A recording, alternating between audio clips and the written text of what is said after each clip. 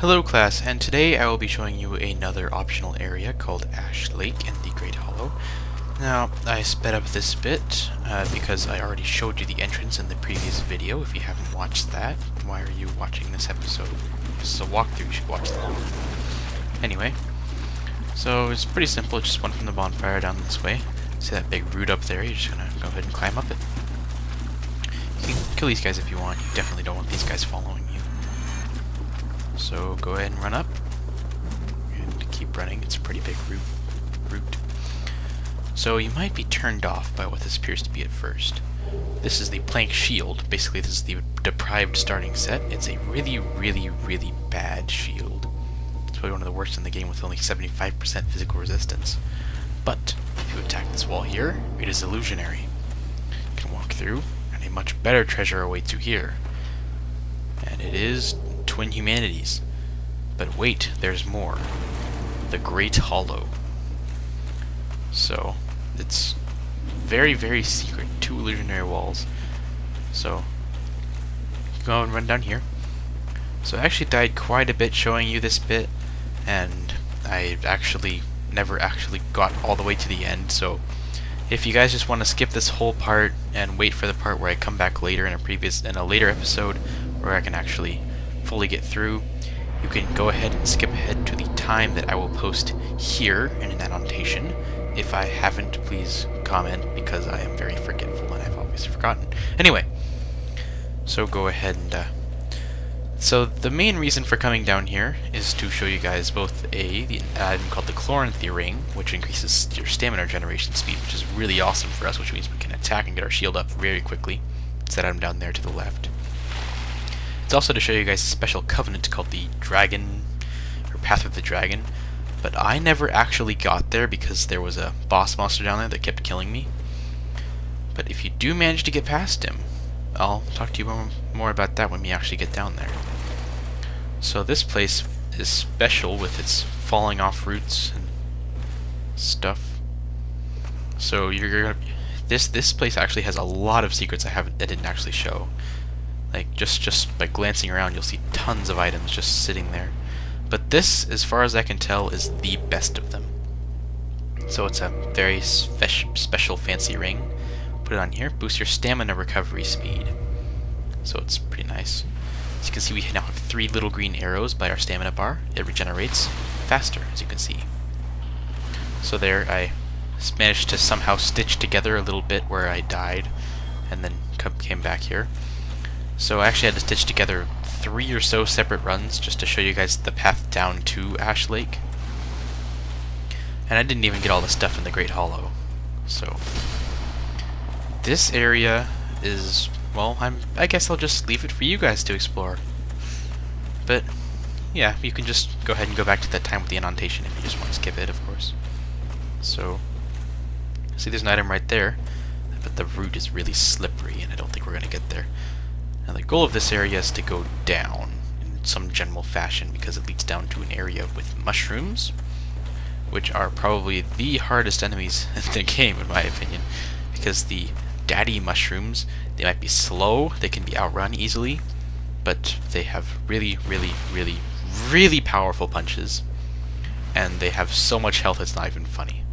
So if you want to look it up, I'm pretty sure there's memes and stuff about it all over the internet, as with most other things.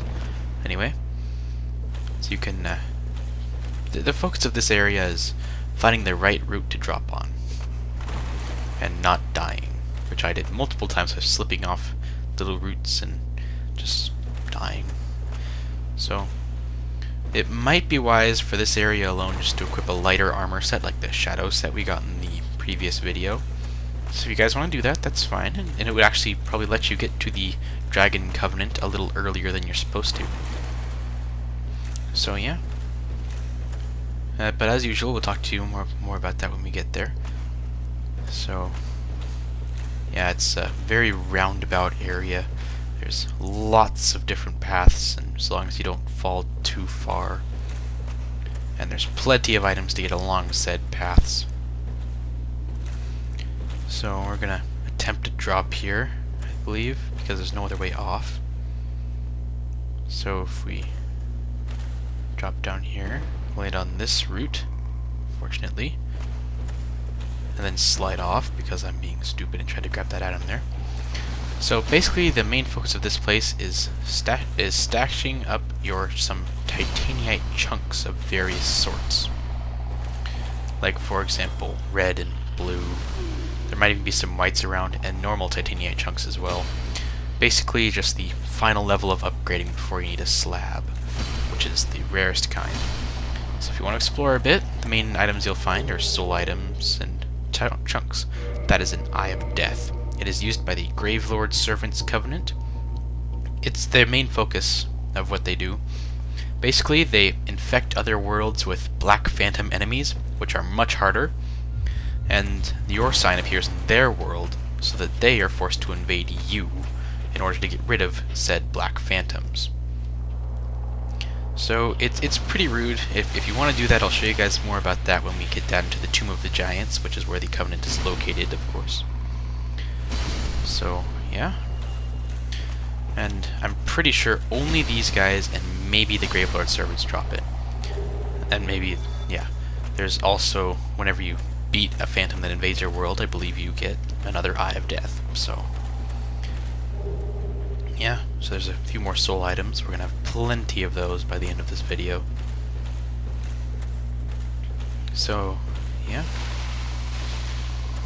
I spend a lot of time up in the rafters here. If you look down, you might see some mushrooms there, mushroom tops. This is the theme of the next bit. The very bottom of the Great Hollow contains mushroom-based enemies, like baby mushrooms, which I'm about to show you. They're slow, they stumble a lot, their punches barely do anything, but they have a lot of health. And they usually come in groups, and they are almost always accompanied by a daddy mushroom, the hardest kind. So as you can see, these guys take a lot of damage and they have a lot of poise. Even if you let them punch you, that barely does anything. No stagger at all. So, there, and there. So yeah, there. Might have heard that cry at the end. I'm not entirely sure what that does. Maybe it summons more baby mushrooms or something, or calls up daddy, but I'm not entirely sure. So, it might just be like a death throw or something. If you look down, you just barely caught a glimpse of the big fat one. That would be the daddy mushroom that I was referring to earlier. See right down there, there's two of them. The mushrooms keep getting in my way. So basically, they're much bigger, much more health, much more damage, much more poise breaking, and they don't stumble at all. So you should be especially scared of the big ones, because they will murder you if you get more than one at a time and you just stand up there next to them.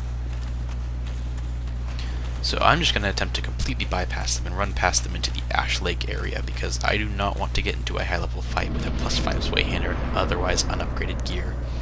As far as I know, they can't go through there. I actually died at this next bit by trying to show you guys how to fight the boss, so I edited that part out. In hindsight, it probably would have been nice to show you guys how to fight the boss, but it's actually really simple. You just sit there with your shield up, block his heads, and then just chop them off. You'll see what I mean in a sec. That is the Hydra. Looks really scary, is really, really big, but if you know how to fight it, it's really easy, especially if you have a heavy shield. Unfortunately, our shield does not have full physical resistance, and our endurance isn't that high, and its stability isn't as high as it could be, and our weapon isn't really all that powerful, and our armor isn't all that strong quite yet. So we're just going to stay away from this boss fight for a bit. But unfortunately, there are two more enemies in this next bit that prevented me from getting to the Dragon Covenant. Those clams up there. They're pretty annoying. They appear as a main enemy in one of the later areas of the game. And I got two at once accidentally, and the Hydra started shooting his water projectiles at me. Like those, as you can see. They're much more powerful, and they're pretty much missiles. So this guy can get pretty annoying after a while. You can see the Hydra shots water projectiles. Now, so the Hydra apparently can teleport or something underwater. So I try to fight him, and it doesn't end up well because his buddy sees me and then they just gangbang me. So basically, if you continue going along the sandy beach, you will come across a neat little covenant. Unfortunately, the Hydra and his climbing minions prevent me from getting there. As you can see, if you keep going and then go up some routes, you'll meet a completely invincible dragon who lets you get in his covenant, which lets you turn yourself into a dragon. You start off with the headstone, which lets you breathe fire but prevents you from wearing head armor. And then, as you turn in dragon scales, you can gain access to the dragon torso stone or something, which turns your entire body into dragon form and lets you get a temporary damage boost every time you use the item. It also acts as a little force miracle, so it's really, really effective. But unfortunately, I wasn't able to show it to you guys because my armor is too fat. And these guys' projectiles are too strong. So if you guys want to know more about the Covenant, you can go to it. But for now, let's just go fight Queelag and get this business with the Blight Town over with. So yeah, I'm really liking the speed up mechanic they have in Movie Maker, so I'm going to be abusing it a bit in this video.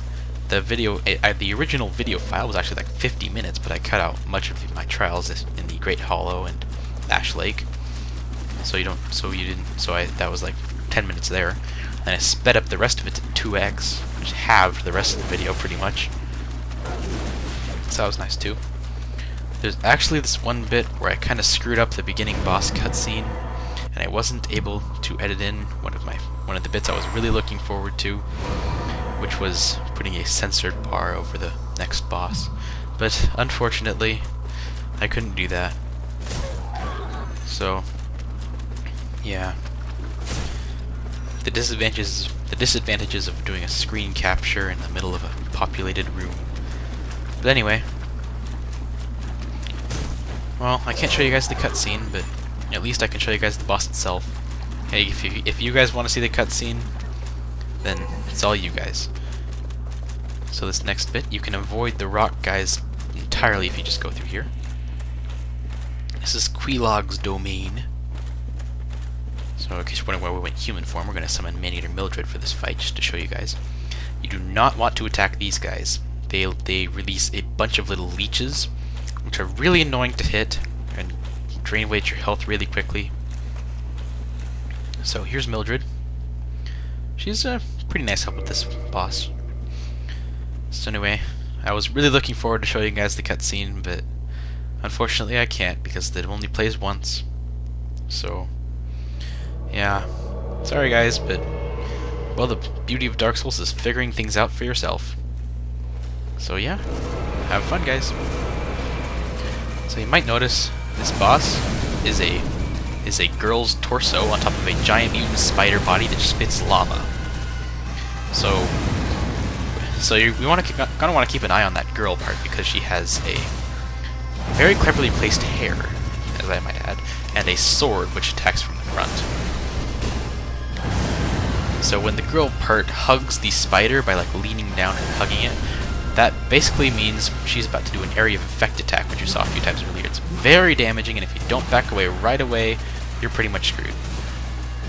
So it's generally wise to keep an eye on the boss and learn its patterns before you attempt to fight. But once you do beat this boss, you are generously rewarded, that's for sure. I take a lot of those shockwaves in this fight because I'm a melee based. So there's the sword attacks there. So, yeah. And there's another one. Yeah. Best time to attack Queelag is when she's spewing lava, because her spider body is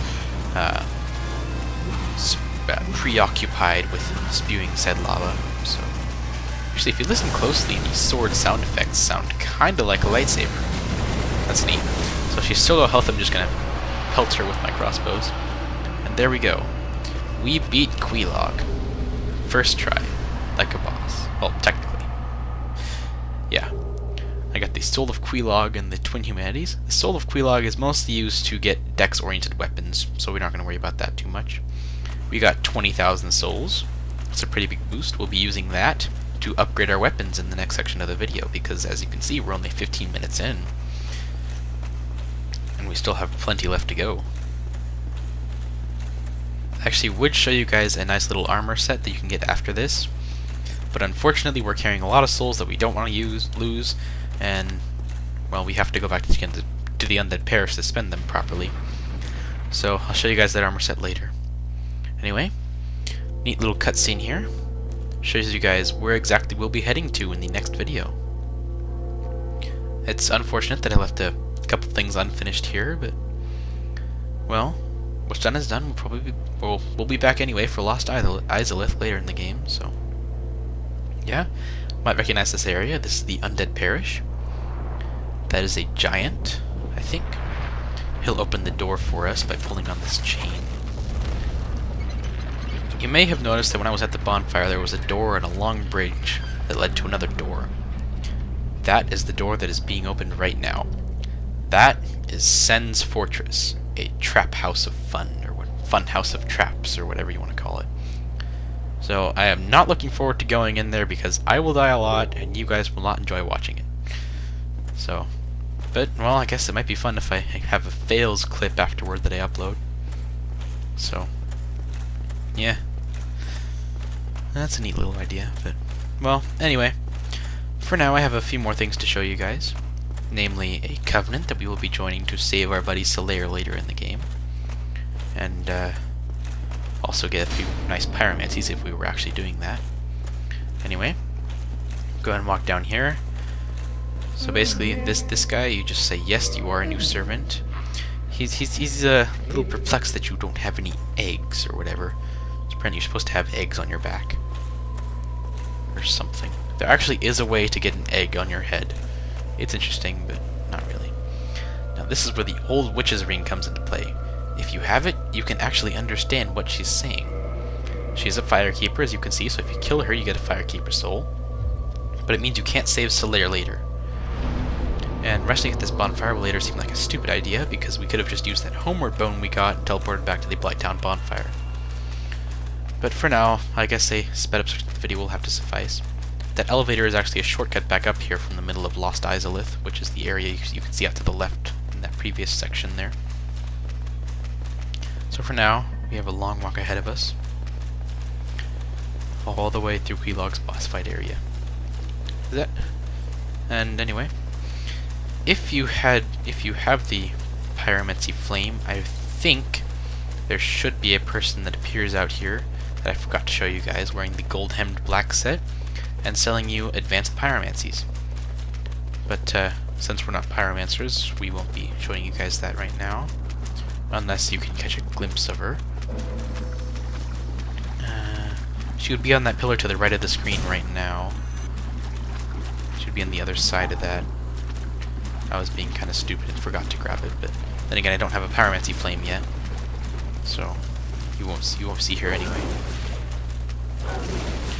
And go ahead and rest at this bonfire, and go and repair your equipment a bit. And let's run on up the shortcut. So this is a new little bit. I'm gonna go ahead and slow it down.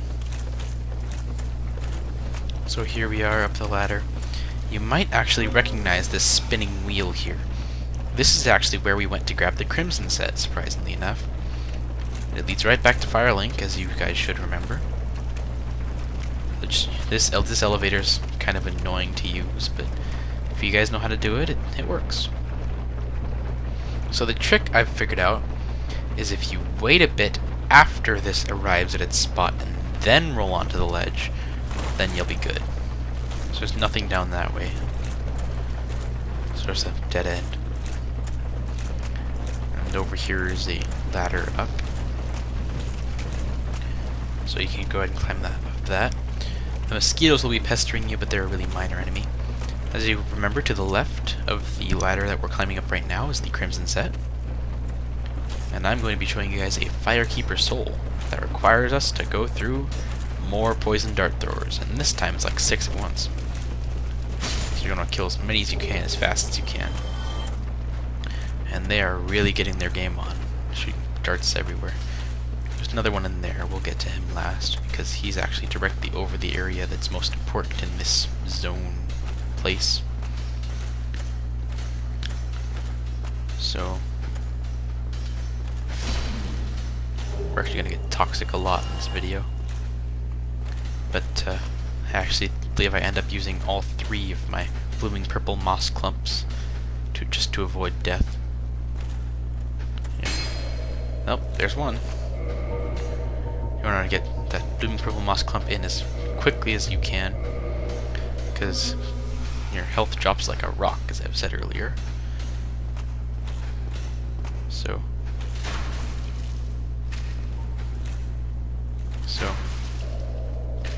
just ignore your toxin for a bit if you want to do this. If you don't want to, I'm pretty sure a jump over would work too. There.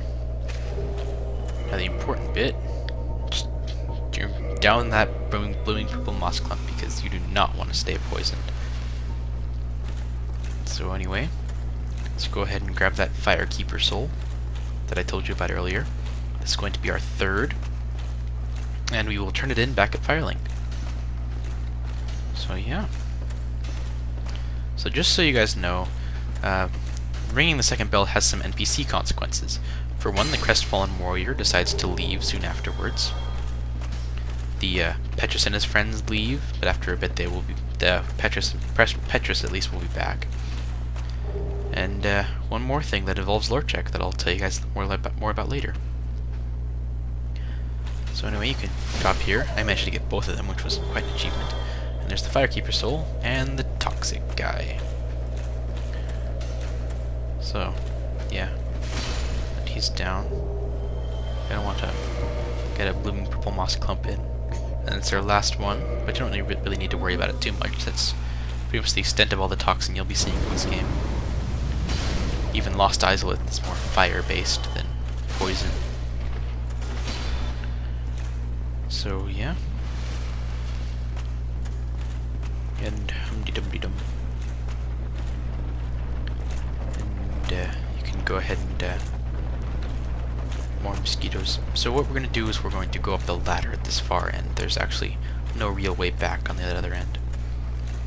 Here's another dog we missed, apparently. And another one. And there's one behind us, too. They breathe fire, in case you hadn't noticed. So yeah, get rid of them. Don't need to worry about the mosquitoes. Like I said earlier, they spawn infinitely, and there's really no reason to kill them unless you want a small souls boost. So you might remember that this has a speed function. It also has a slow-mo function, of course. So I actually used that in this video a bit to emphasize dramatic parts. So you'll see that in a bit. And anyway, you can sped up this bit because we've been here already getting the Crimson set. And I'm really glad I did, because I was kind of running out of things to say. Anyway, more bugs. I guess climb up this ladder and climb up that ladder. It's just up and up and up. Anyway, this is the key you would normally need to unlock the Firelink shortcut right there. So you're not supposed to have gone the other way. So here's more fat people. So yeah, 2 backstabs and a heavy attack will suffice. Yeah. And unfortunately it doesn't actually fall off the cliff in this bit. There's 2 more. If you're careful, you can lure one out without getting the other one. Like I did here. So yeah. I missed my backstab there. There. That's a backstab. And there. Now he's down. Now for the last one. As you can see, our souls counter is really racking up, but we will not be spending it all leveling, so you need to worry about that. So yeah, the sound effects actually sound really cool. And here we are, heading back out to Firelink, or more specifically the Valley of the Drakes, then New Londo, then Firelink.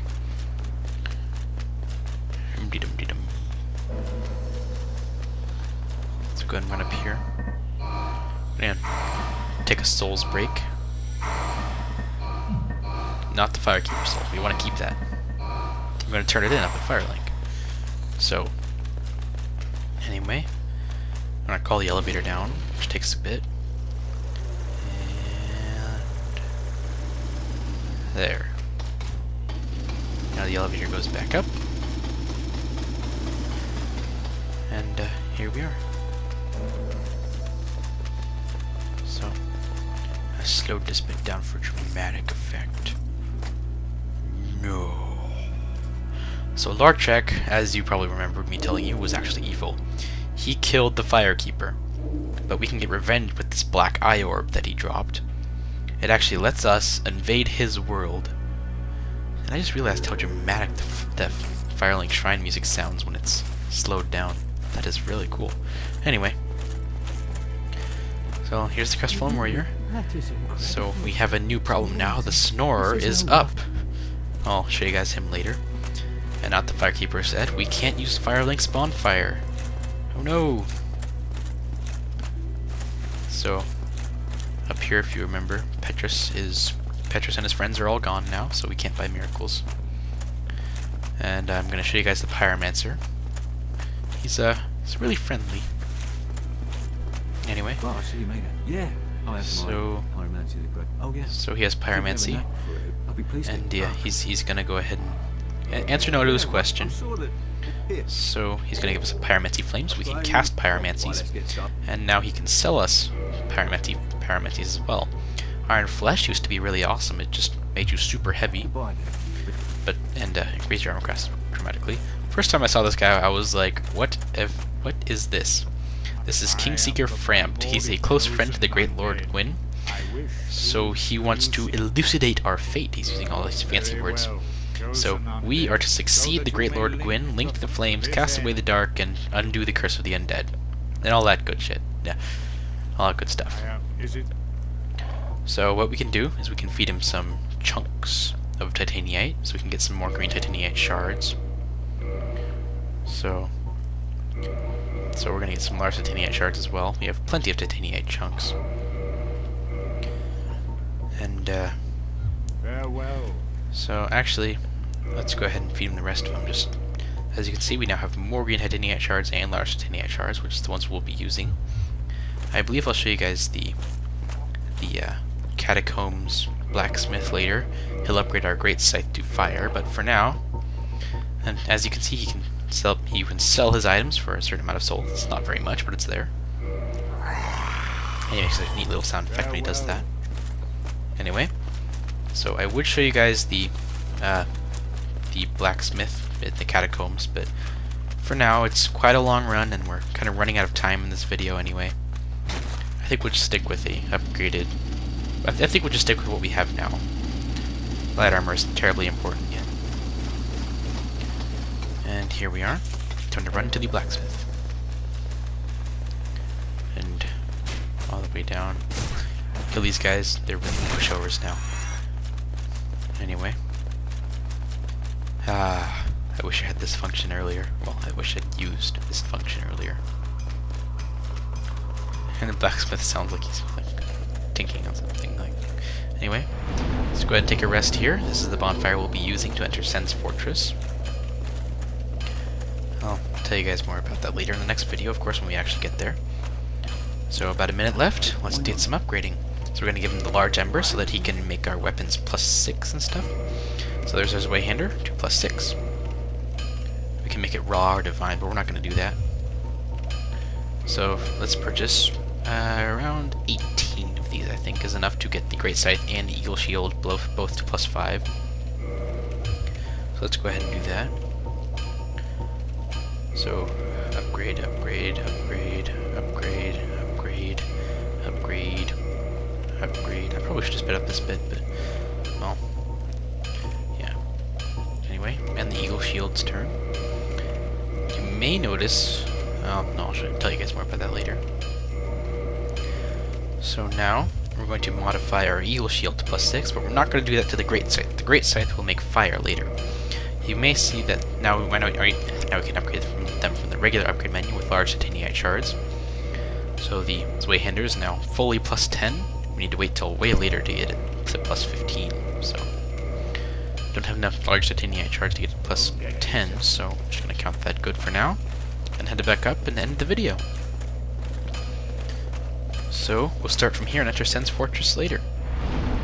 Alright, that's pretty much all we got. So class is dismissed. That's all for today, guys. Have a good day, and I hope you enjoyed this video.